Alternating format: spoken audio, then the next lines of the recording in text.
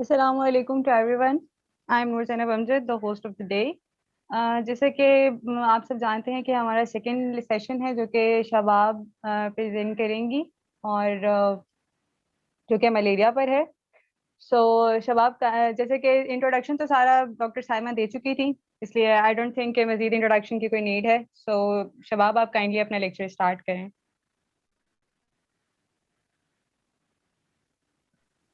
بسم اللہ.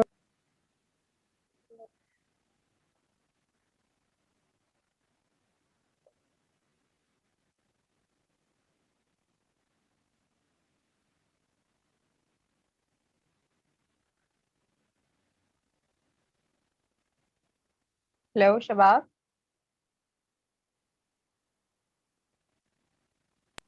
جی اب آئی آپ کو وائس؟ جی اب آواز آ رہی ہے، آپ اسٹارٹ کریں. بسم اللہ الرحمن الرحیم. مائی نیم از ڈاکٹر شباب فاطمہ. میں ایک ڈی کی اسٹوڈنٹ ہوں اور میرا آج کا ٹاپک ہے ملیریا. ملیریا کے بارے میں آپ لوگوں کو سب کو پتا ہوتا ہے ملیریا کیا ہوتا ہے. ملیریا ایک انفیکشن کی قسم ہے.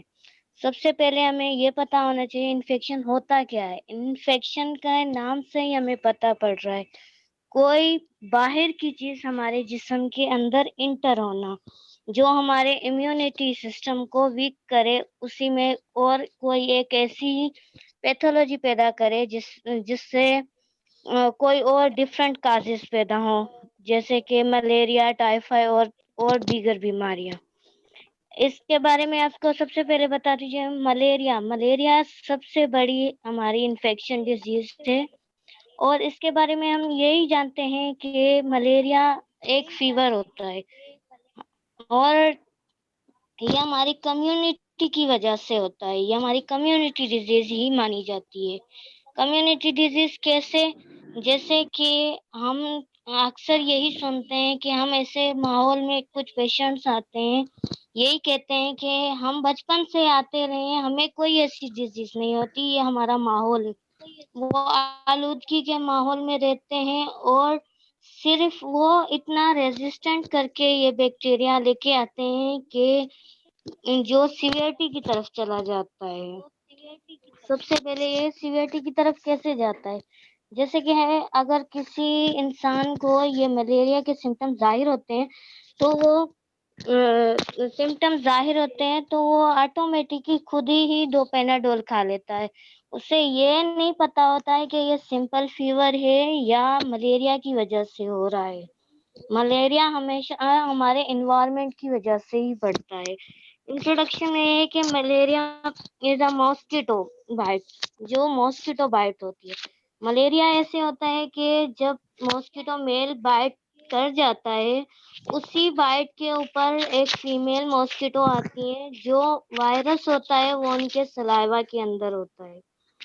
وہ ہماری باڈی میں انٹر ہوتا ہے. جب بھی وہ ہماری باڈی میں انٹر ہوتا ہے تو سب سے بڑا ان کا ٹارگیٹ یہ ہوتا ہے کہ وہ ہمارے بلڈ کے اندر انٹر ہو. جب وہ ہمارے بلڈ کے اندر انٹر ہوتا ہے تو وہ ہمارے بلڈ کے ذریعے زیادہ تر ہمارے لیور سیل پہ اثر کرتا ہے اور لیور سیل پر اثر کرتا ہے اور ہماری فل باڈی میں موو کرتا ہے. اس کی سیویرٹی یہی ہے کہ یہ ہمارے ڈفرینٹ آرگنس کو ڈیمیج کر دیتا ہے، جیسے رینل فیلور اینڈ ڈفرینٹ. اور اس کی بہت ساری کازز ہوتے ہیں، جیسے کہ آپ نے کو پیتھوفیزیولوجی کیا ہوتی ہے؟ فزیولوجی یہ ہے کہ ہماری باڈی کا نظام کیسے چل رہا ہے آٹومیٹکلی. اور پیتھوفیزیولوجی جو ہماری ڈیزیز ہمارے امیونٹی کو ڈیمیج کر رہی ہے. تو اسی حساب سے جیسے کہ آپ دیکھ رہے ہیں اسکرین پہ کسی ایک بیکٹیریا نے بائٹ کیا، اس کے ایک ہی بائٹ سے ان میں ڈفرنٹ گروپس آف سیلس بن جاتے ہیں جو ہمارے ڈائریکٹ ہی لیور میں انٹر ہو جاتے ہیں، جس کی وجہ سے ہماری آل باڈی میں موو کرتے ہیں. اور اس میں یہ ہے کہ ملیریا کی بہت ساری کمپلیکیشن. ہمیں کیسے پتا چلے گا کہ ملیریا ہے یا ڈفرینٹ؟ تو ہم ڈفرینٹ ٹیسٹ کرواتے ہیں انویسٹیگیشنس کراتے ہیں ملیریا کی، جیسے ٹیسٹ، بلڈ ٹیسٹ اور ادر ٹیسٹ وغیرہ. اگر اینی ہاؤ تو آج کل کے لوگ یہی کہتے ہیں کہ ہم ایسے انوائرمنٹ میں رہتے ہیں، ہمیں کچھ نہیں ہوتا، حالانکہ یہ ساری ڈیزیز ہمیں انوائرمنٹ کی ہی طرف سے ملتی ہے.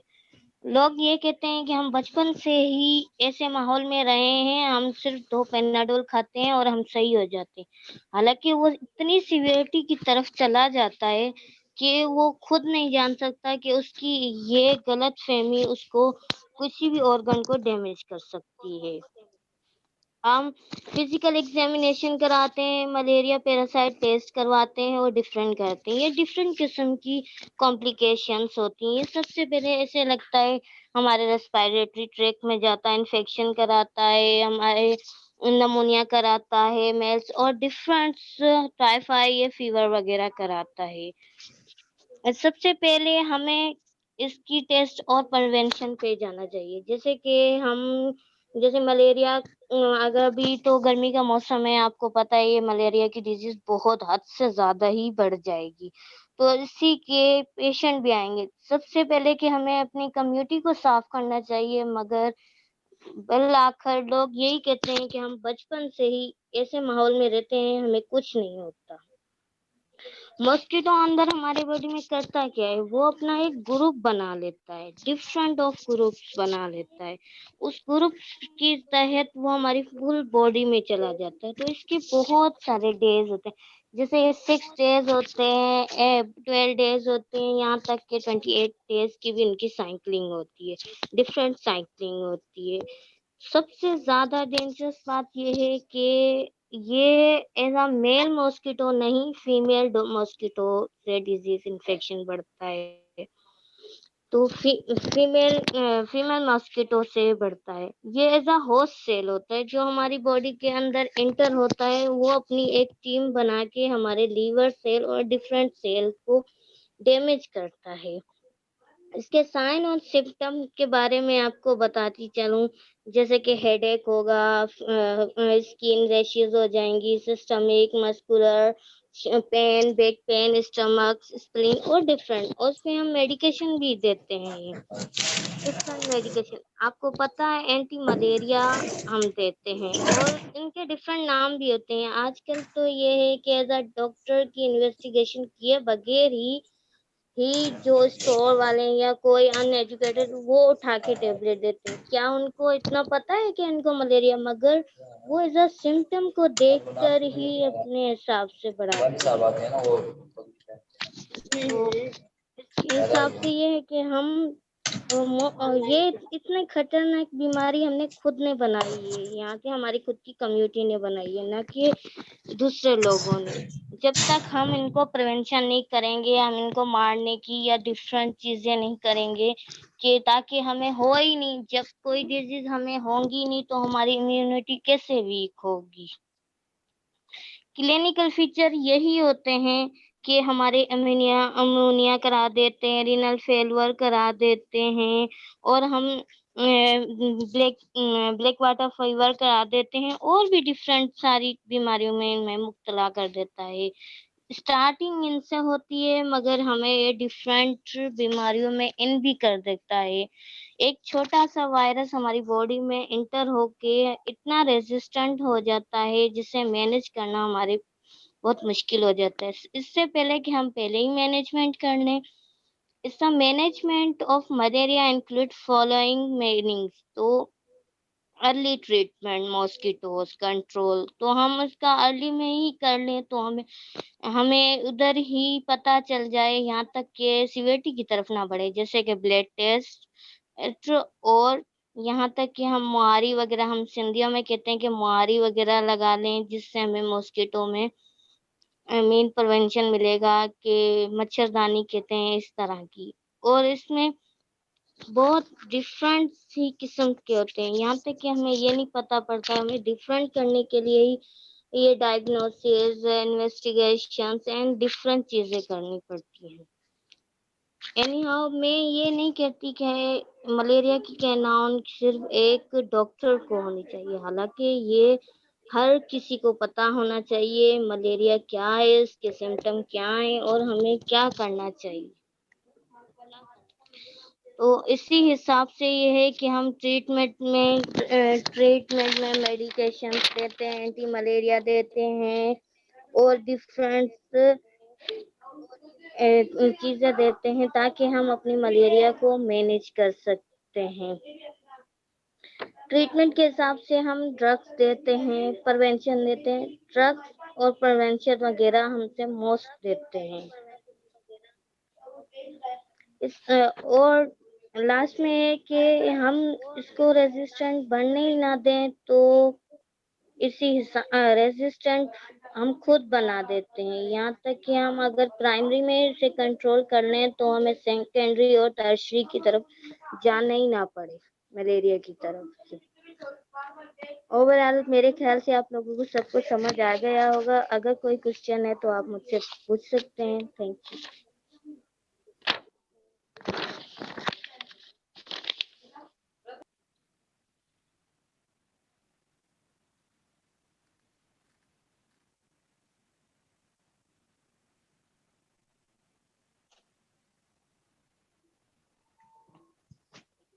Thank you so much Shabab. جیسے کہ مس سائمہ نے آپ کو بتایا تھا کہ یہ ہمارے اسٹوڈنٹ لیول پر ہے. اسٹوڈنٹس آرگنائز کریں لیکچرز کو اور پریزنٹ کریں.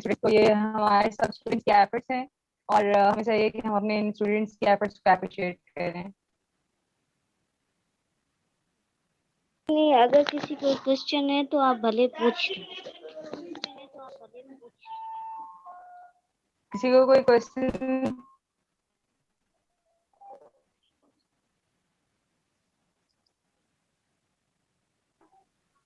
ہیلو، السلام علیکم ایوری ون. اسٹوڈنٹ ہیں، بہت اچھا انہوں نے ایلیبریٹ کرنے کی کوشش کی.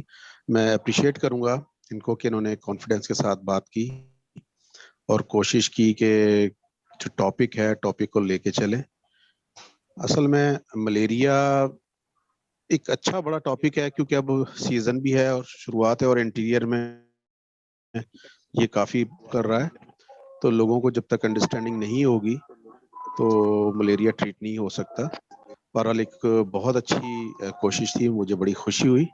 باقی فردر آپ لوگ دیکھیں، اگر جہاں مجھے میری ضرورت ہو مجھے بتائیے گا.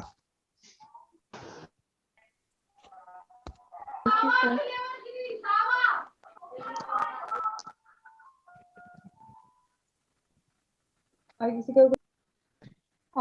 کو کوئی کوشچن ہے تو وہ پوچھ لیں.